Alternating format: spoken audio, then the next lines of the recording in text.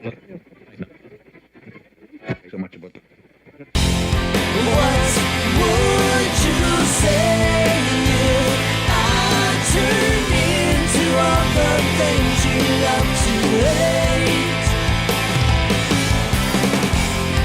And on my way comes crashing through the rotten beams and window panes. Hey everybody, what's going on? We are officially on the flip side of Christmas, in that little limbo area between Christmas and New Year's, which I can't wait for. Well, actually, it doesn't matter. I don't know that anything's really going to change once we get to the first of the year. You'd like to think it is, but I think it's going to take a little bit longer. I'm hoping by Christmas, I'm hoping by summer that we're going to be kind of back to normal. But I hope your Christmas was good. I know mine was good.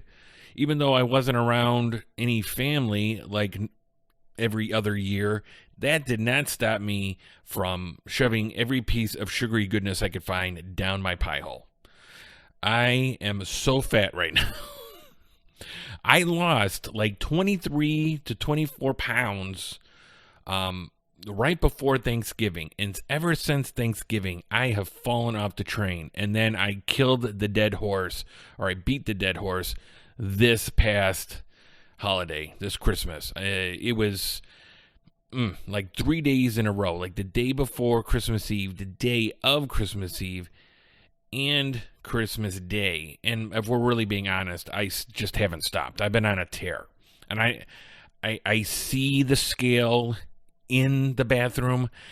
Man, I am not going anywhere near that thing. I don't need to. My shirts all are a little bit less, they're a little bit more form-fitting is what they are, and that form is a round form, so not necessarily what I was looking for. And anyway, I hope everybody had a good Christmas. I had a good Christmas.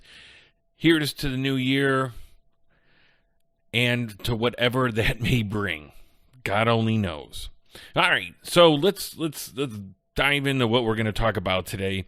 Hey, man, the VCS actually came out. This motherfucker actually came out. People actually have it in their hands.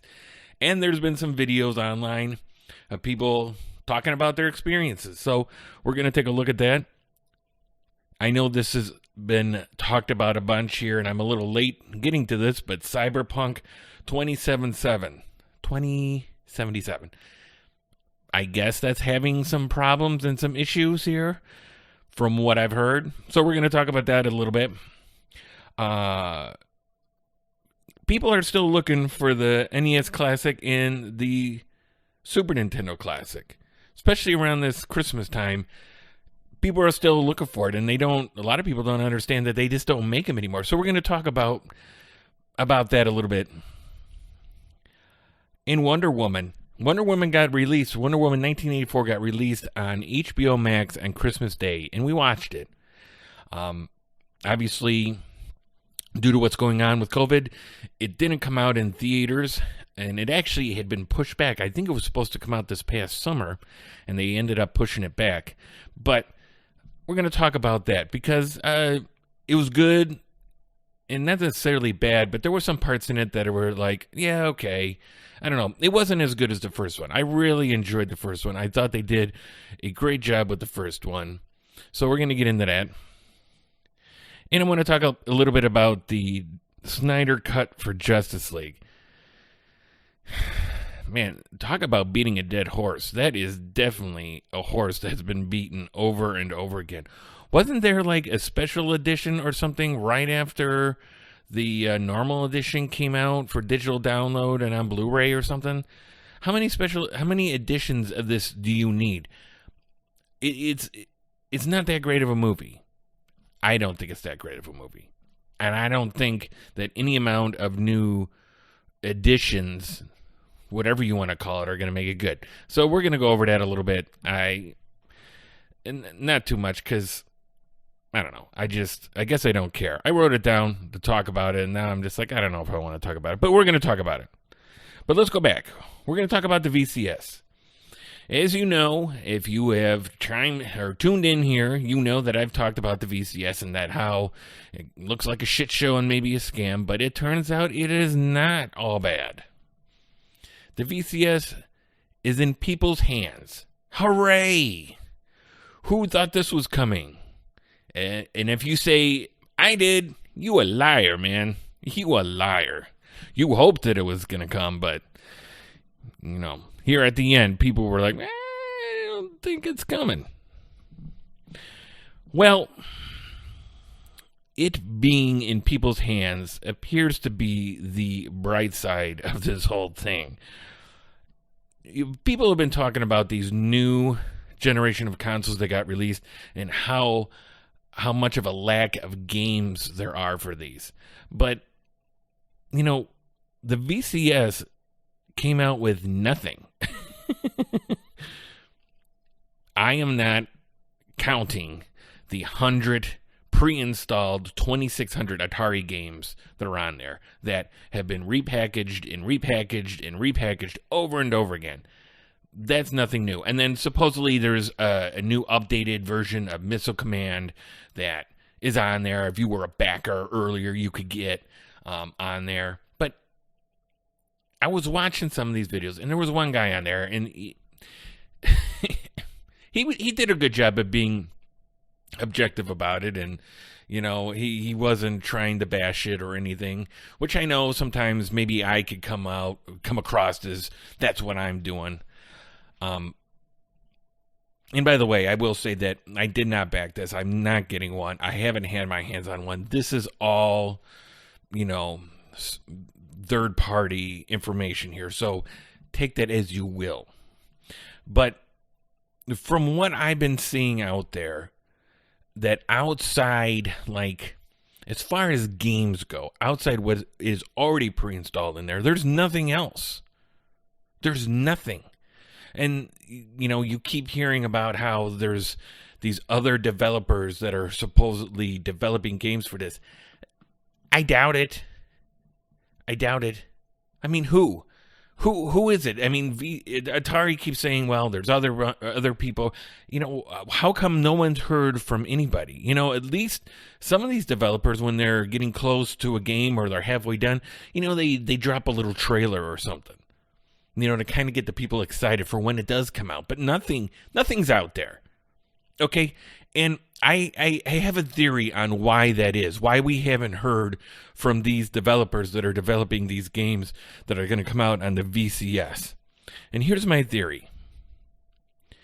Because there are no developers developing games for the VCS. Boom. I don't think anybody's touching this thing with a 10-foot pole, to be honest with you. Nobody. So, as far as the gaming goes, you got the 100 games that were on there, and if you're lucky, you got the Missile Command, and that's it so far. Now, other things that are on there, they have the apps for, streaming Netflix and Twitch, and I don't know what else. I mean, it's just the same thing that I got on my phone, that I got on my smart TV, that I got, I don't know, on my watch. I mean, shit. I mean, there's a million ways to do that. And I'm not going to read the specs for this thing because whatever, that doesn't matter to me. But from what I understand, if you part this thing out to put this thing together, it doesn't come anywhere near the $400 that they were asking. So, obviously, if you're not a computer person, you're not going to put it together. And yeah, you could say, well, they have a front end, but the front end on this, I mean, look, is this worth $400? Because even the people that weren't critical of this thing when they got it, they all come to the same thing, and they all look in the camera and they say the same thing. But is this thing worth $400?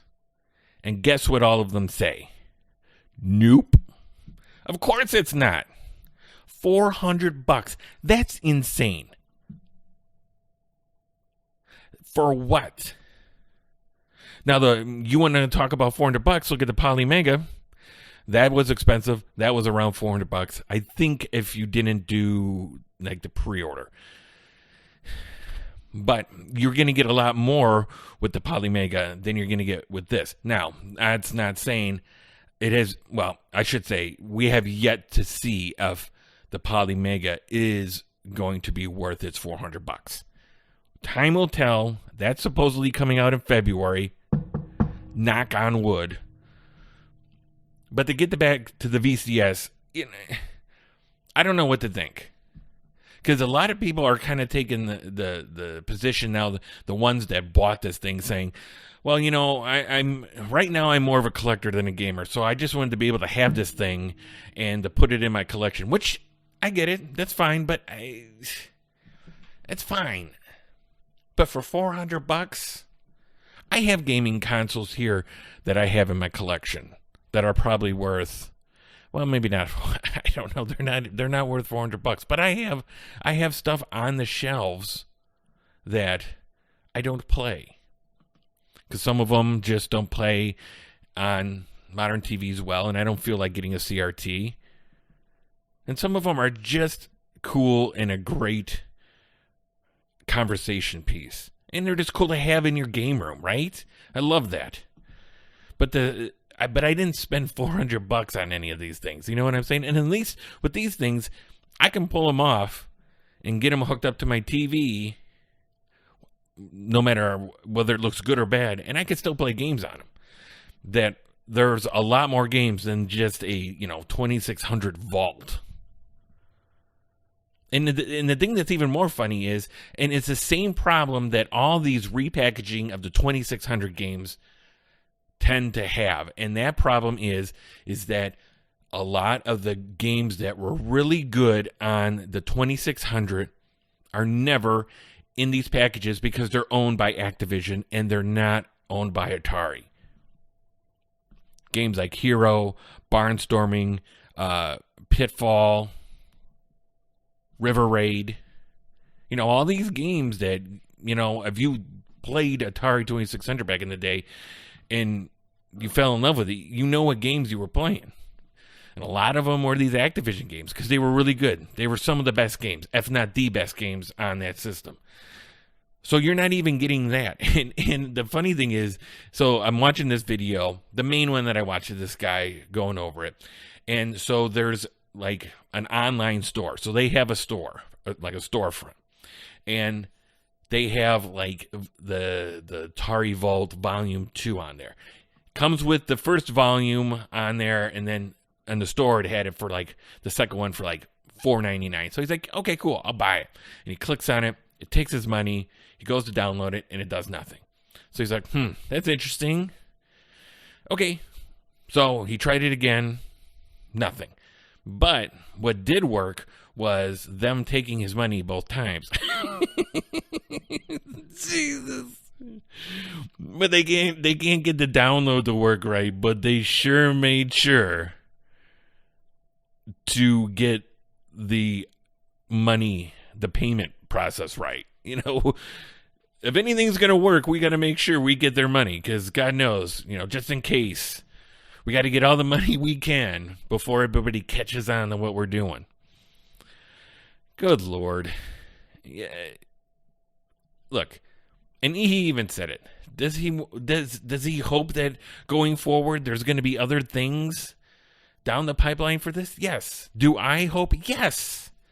But I got to tell you, from what the company has, the way, from beginning to end, this thing has been a dumpster fire, whether they say it or not. And they release this thing with a storefront that doesn't work, with only these 100 games on it, and nothing else in the foreseeable future that anybody knows about. And that's it. Well, and the other thing here too, he was talking about, so they gave him like a PDF file or something talking about this, things going on with this, and like the first part of it was, chunk of it was like them explaining why things didn't work right on this thing. Like sometimes the controllers would work different if you were doing it wirelessly as opposed to having it wired into the system.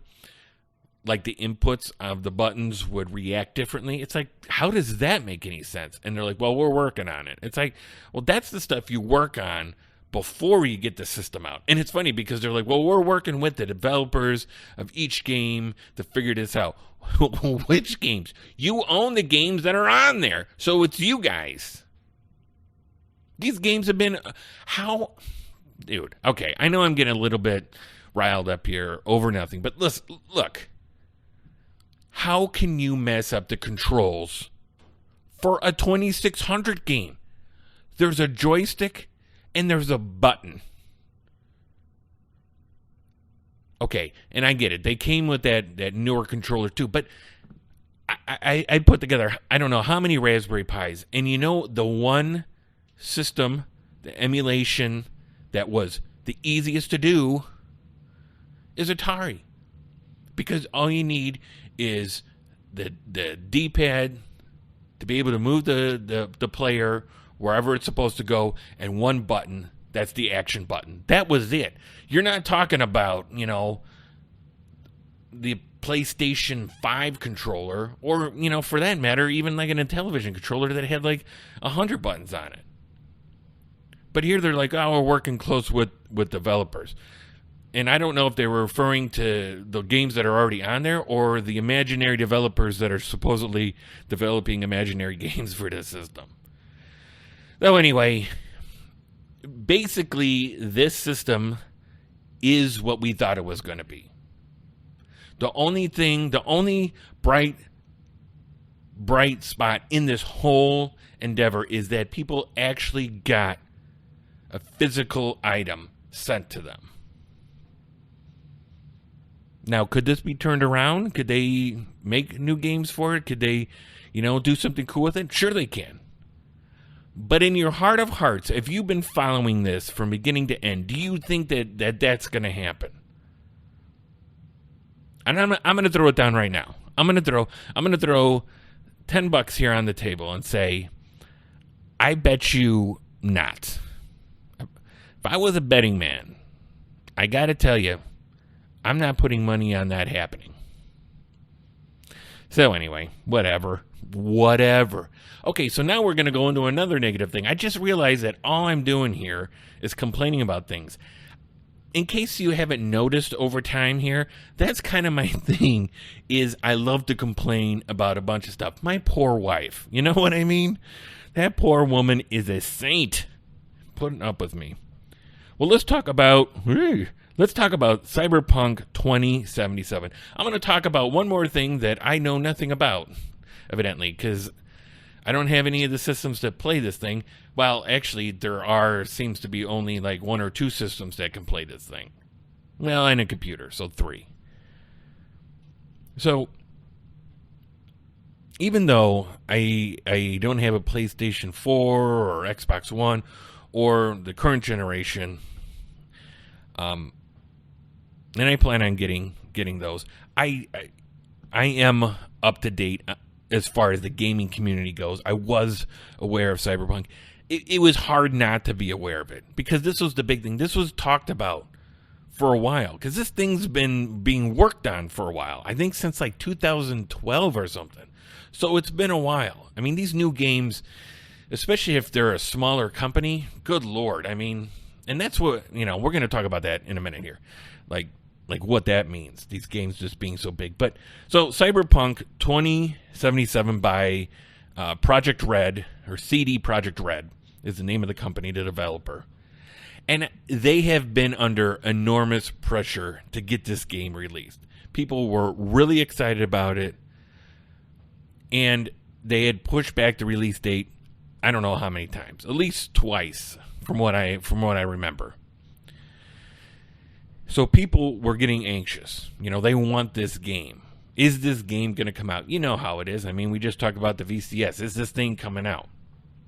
Because, you know, Project Red dropped the trailer for this a while ago, which that's probably didn't help things. You know, it got people really excited and even more disappointed when you push it back. So I don't exactly know the internal workings of this company and the thought process going into this release.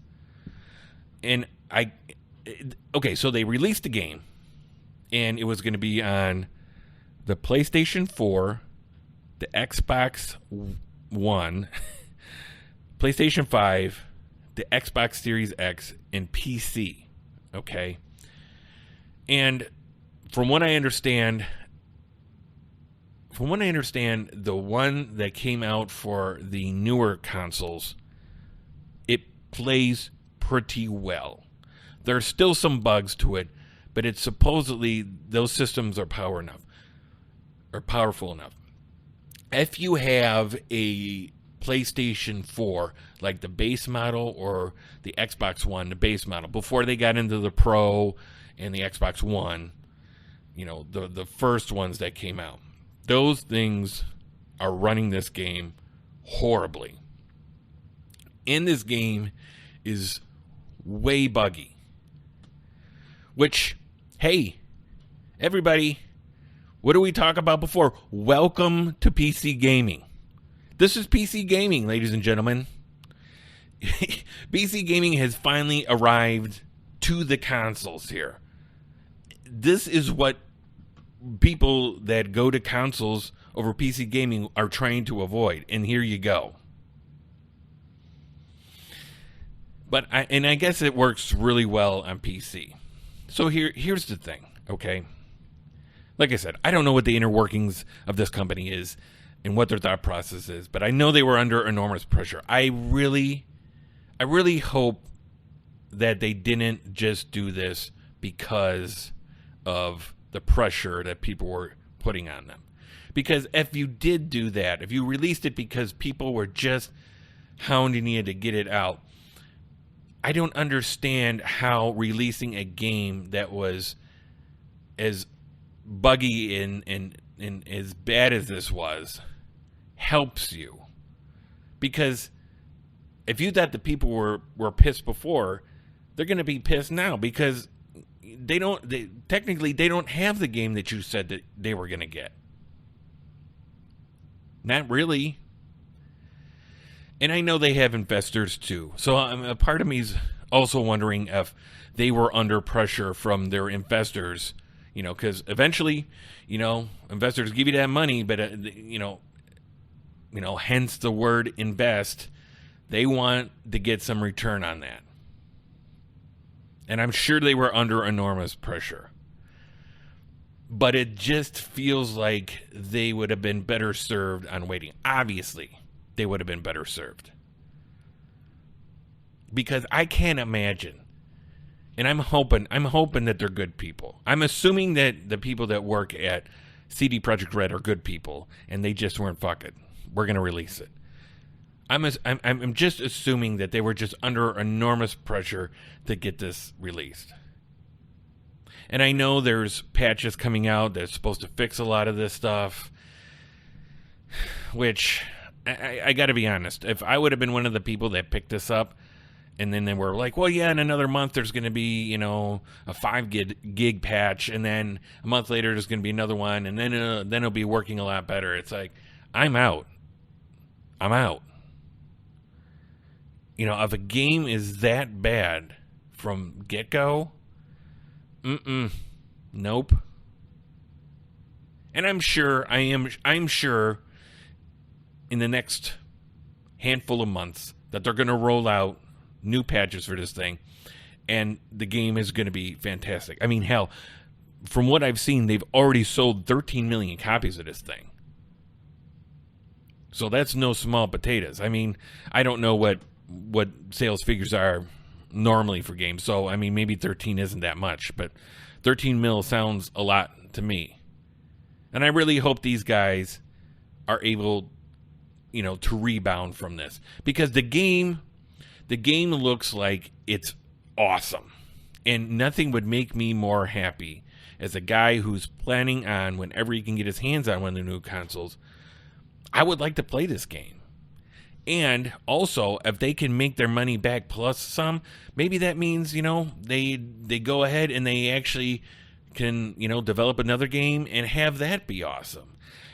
As much as I complain about what's going wrong with certain things, at the end of it, I wish I hope that these things turn out for the best in the end. I really do. Because ultimately, as a gamer, I don't want to see them fail. As a collector, I don't want to see them fail. I want to be able to have these things in my own game room and be excited to have these things for a good reason. Not for, I bought this because, it's so bad it's good kind of deal. And I don't even, that's here nor there. But anyway, yeah, I guess that's all. That's all. What else is there to say? It's just, do you want to get a refund and take this game back? Which I guess that's been kind of hit or miss. Now, I want to say that Best Buy was letting you refund your game, but I think as of today, because today is the 27th, so I think as of today, that has expired. I think. But I know that, CD Projekt Red put out like an email or something on Twitter saying, you can get in contact with them if, whatever retailer you bought it from isn't willing to give you a refund, and will give you a refund. But I guess, even with that, that's been kind of shaky on whether or not they're able to do that. So, man, guys over at, CD Projekt Red, I really hope that this works out for you guys. I know this isn't probably the way you wanted this to go down, but hey, at the same time too, people pay a lot of money for these games, especially in a time when, a lot of people don't have that money. And, you guys, it kind of feels like you ripped them off a little bit. So, make it right.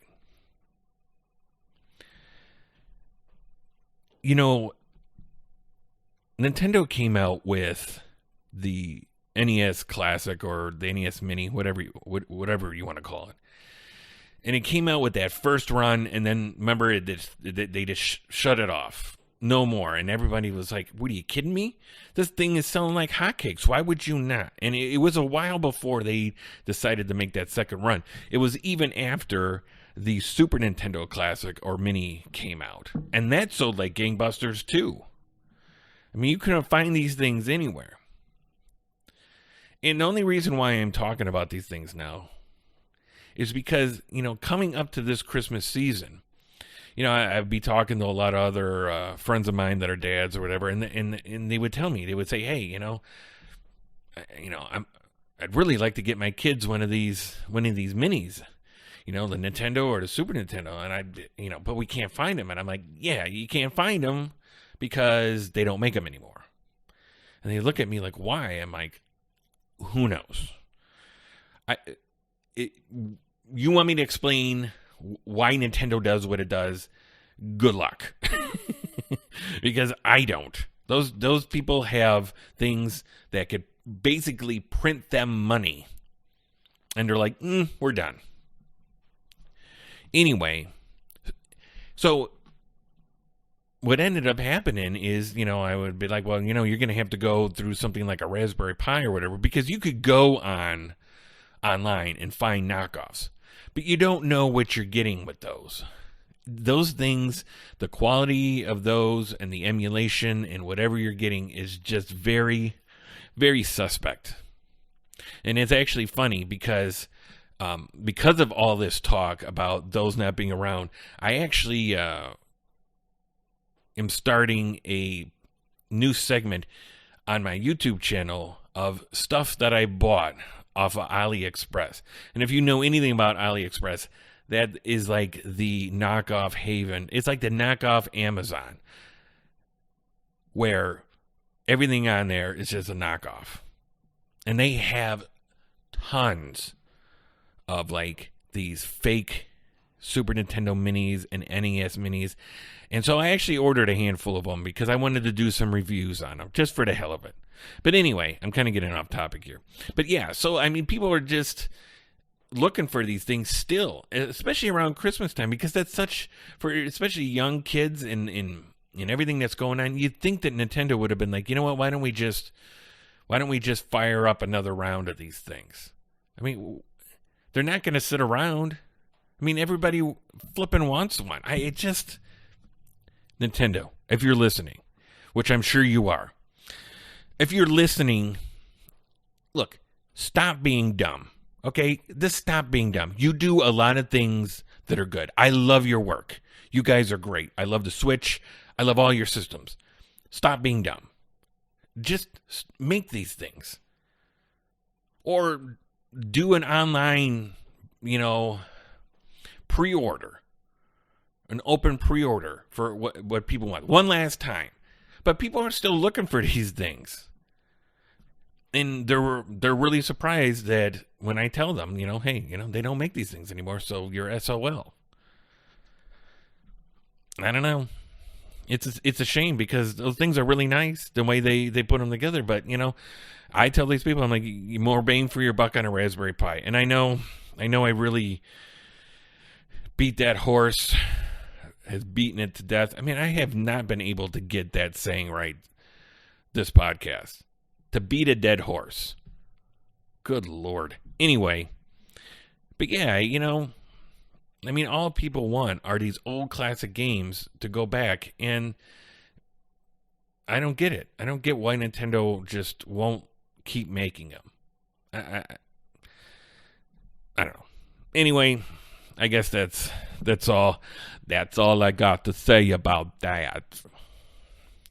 So on Christmas Day, HBO Max released Wonder Woman 1984. I was a fan of this movie just because it took place in the 80s, before it even came out. That'll always get my attention. And I love the first one. And we thought we were going to have to pay for this thing. We thought we were going to go on there and they were going to ask us to pay. Because, some of these other movies that came out on the streaming services, but that were supposed to go and have a release at the theaters, are making you pay. I have Disney Plus, and we wanted to watch that Mulan, the live action, and they wanted $34 for that. And I was like, I found Google on you guys, because no, that ain't happening. I want to see this movie, but I ain't that excited. So HBO Max got the release of the new Wonder Woman movie, and I was like, okay, well, you know what? Whatever. I'll pay for it. No big deal. It's Christmas. We started streaming it, and it never asked us for any sort of payment. Now, that's not to say that when they take money out of our account for the monthly, payment of that service, that there's not going to be another $34 tacked to it. But I don't think so, because what I've read doesn't seem like it.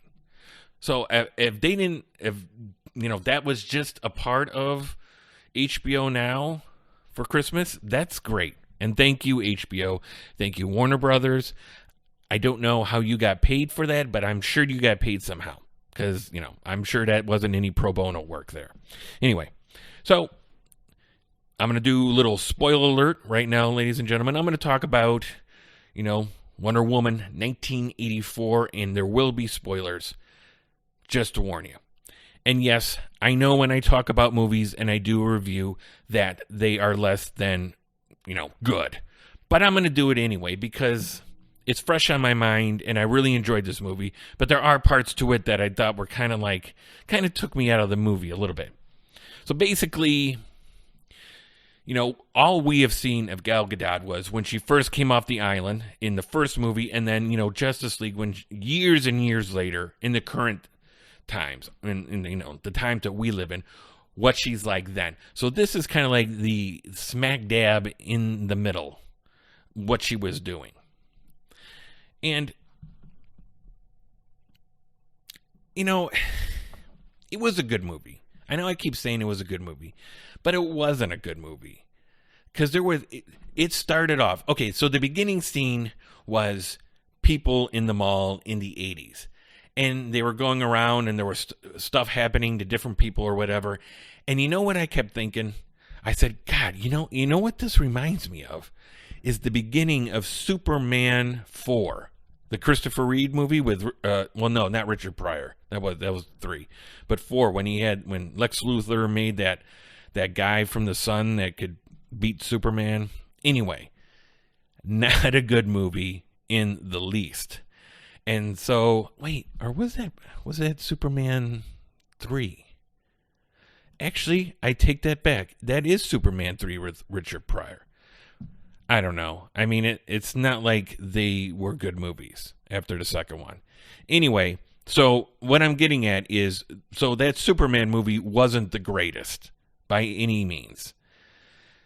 And I thought it was really funny because that's the way they kind of started this movie off, where she was there and kind of helping people out here and there, kind of saving people. It was like a montage of her just saving people, which was weird. So we get into the story, and the main people in this, well, the people that ended up being the bad guys were the actor Pedro Pascal, who's the Mandalorian. So he was the main baddie in this. And then Kristen Wiig was in this as Cheetah.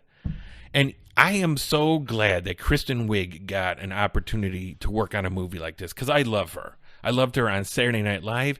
She is funny, but, you know, they put her in this movie and she got to look sexy. And as a guy, I know this might be a little shallow here, but she's such a good looking woman. She's so beautiful. And that was kind of a part in this. But on top of that, it was also a meatier role for her than, you know, maybe just a regular comedy that's usually what she's in. So I love that. I love Kristen Wiig. She's so beautiful. I love Pedro Pascal. Great actor. And then we had Chris Pines made an appearance here, which I'll explain to you in a minute how that whole thing came about. So here's the cliff notes of the plot of the movie. You have a sacred, they call it wishing stone, that was found being, I don't know, I guess it was stolen and then trying to be sold in the mall through a front, which was a jewelry store, amongst other things that were in there too. But amongst that, the whole collection that was trying to be moved through this front was this thing called ultimately a wishing stone. Okay, and people would touch it and they'd wish for something and then it would happen. Okay, and so, you know, Kristen Wiig wants to be like Diana, so she wishes for that. And then Diana was actually holding it, and, you know, she wished that, you know, Chris Pines was still alive. I don't know.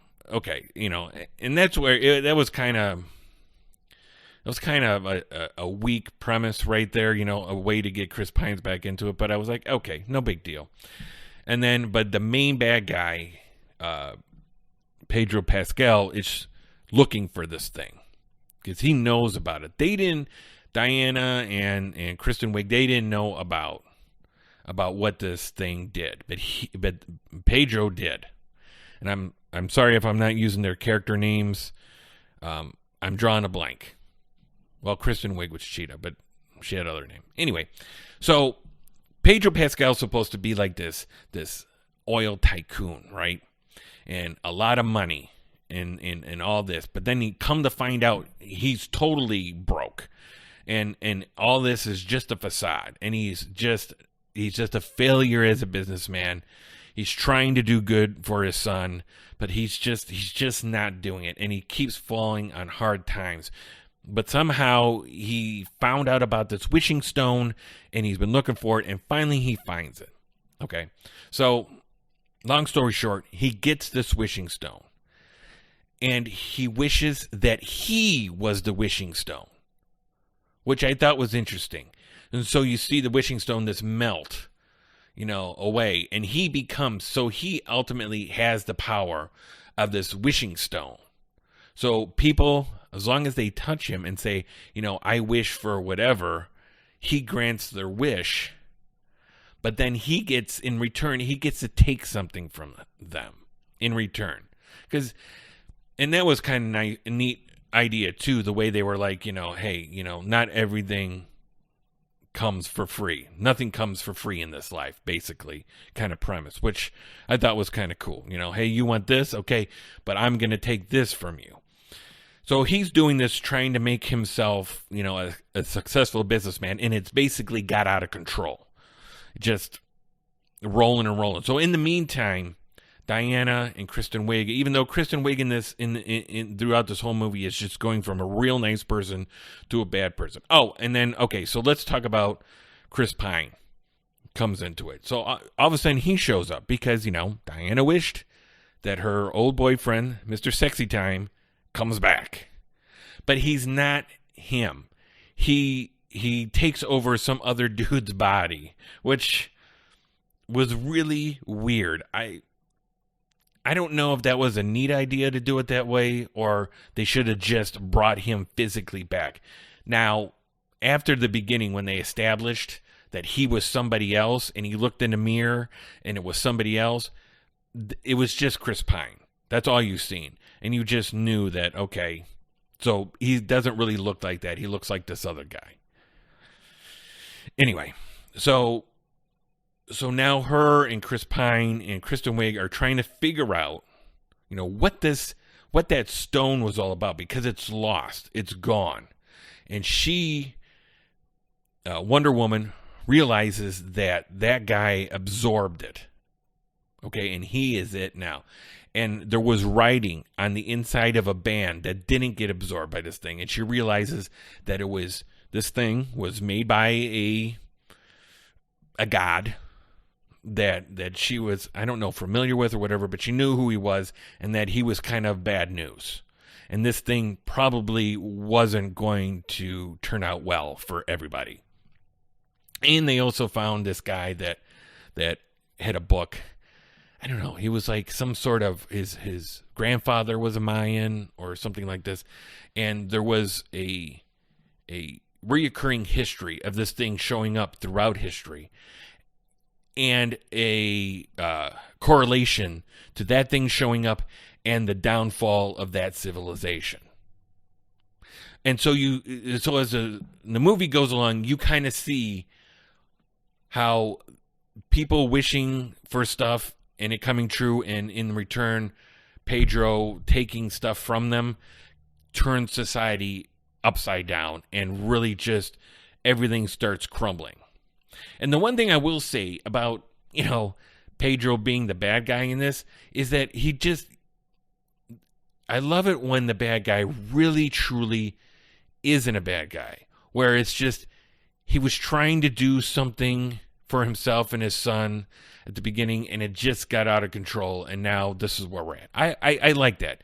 I like when bad guys are just straight evil too, but sometimes it's nice, it's more relatable when it's like, hey, sometimes with the best intention, bad shit can happen. Anyway, so we're going along here, and Kristen Wiig all of a sudden realizes that she's like Diana, not only with being beautiful or whatever, but she also got her powers. So she's she's a badass chick now. She's going around just strutting her stuff and being tough. And Diana's kind of losing her powers a little bit. And So anyway, long story short, we're going to wrap this up. They get to the end, and Pedro's trying to get, being able to reach everybody and take and make wishes and just keep doing all this stuff. He's taken over the United States, kind of like the presidency. But shit is going wrong. The world is just collapsing in on itself. And she gets the lasso around his ankle. I forget what you call that, the lasso. But anyway, and shows him how this is affecting everyone and how it is affecting his son, and that his son is going to get hurt because of this. And shows him in, the dire moment of the movie that, hey, you got to stop this, and you are the key to stopping all of it. And basically, he renounces his wish to be the wishing stone, and in return, all the other wishes are undone. And he goes and finds the son, and, all is, I guess, well again, or undone. And it wasn't a bad movie. It was good. I was totally into it the whole time. There was some things like I don't know. I thought the premise of it was interesting, but I don't know that I was totally into that. Sometimes these sci-fi movies or these action movies kind of feel like it would almost be like a good premise for like a sci-fi TV show episode and not necessarily a full-blown movie.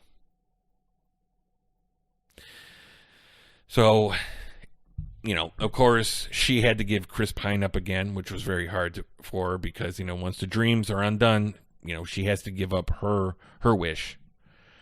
And, it was sad. And then Kristen Wiig and her have a big fight because she actually becomes Cheetah. That was one of her wishes. And, yeah, and even the battle scene between Cheetah and Wonder Woman, I thought was just okay. It was a little lackluster, but it was okay. I really enjoyed at the beginning. It showed Wonder Woman as a little girl back on the island. Was it that Themyscira? And her performing in like an Olympic kind of race, like a triathlon or something. And that was really interesting. I always love it when they go back to the island and they show the Amazons just, training and just, whatever it is they do. I could watch a whole movie of just a whole bunch of really tough women like being badass. I mean, I don't know. They're all stuck on the island there. They can't really go anywhere. So I don't know what you would have them do other than just 2 hours of training, but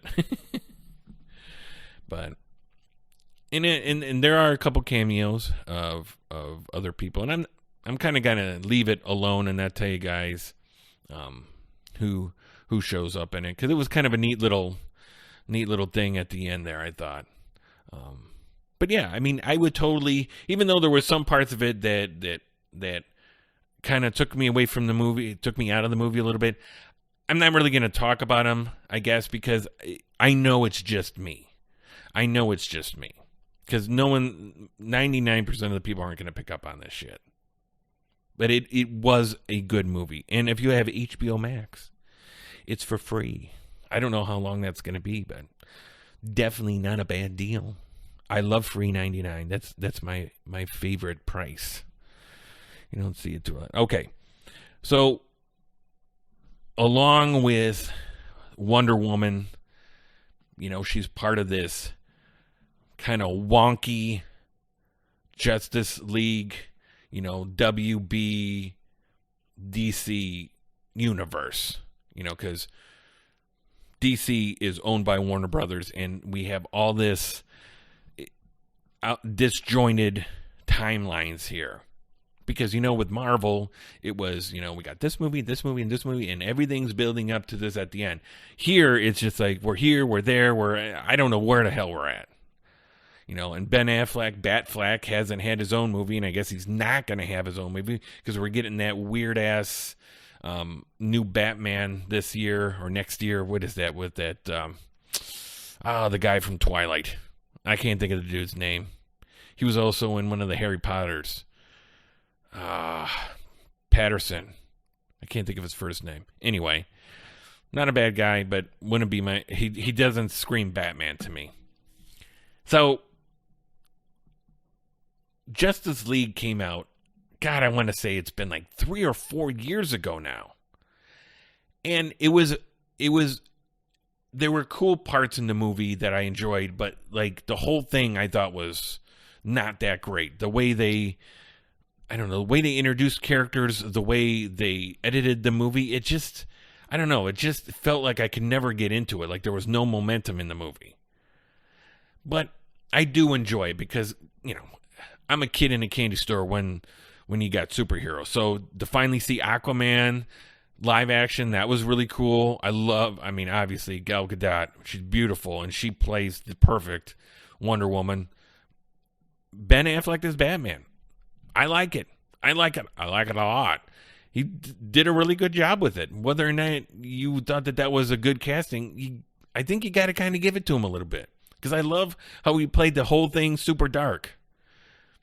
I don't know. That's just me. And then Henry Cavill, good Superman. Was kind of, iffy on the Man of Steel. But, he plays the part well. And then Cyborg, take it or leave it. And The Flash, supposedly he's still getting a movie, but they've been talking about that for ever too. So now you have this movie. And then you had the regular movie, and then when it came out on Blu-ray, you had, I don't know, like the special edition, and I can't remember really what the special edition had extra. Because I know I had it. And now they're doing the Snyder cut. Which, it's like, look, just leave it alone. Going forward, why don't we just make a sequel to this movie and have it be good and not have it be like this weird thing? Because I know you can make good DC movies.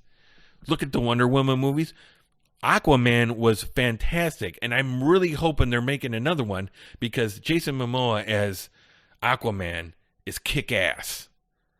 And who knew they could make Aquaman be badass? But they did. Congratulations. And what about Batman? Why? And now I know that supposedly Ben Affleck had a run-in with substance abuse, and that kind of put a damper on that. But I mean, that was how long ago? Let's get him in the gym, jack him up again like they did before. That kind of sounded dirty a little bit.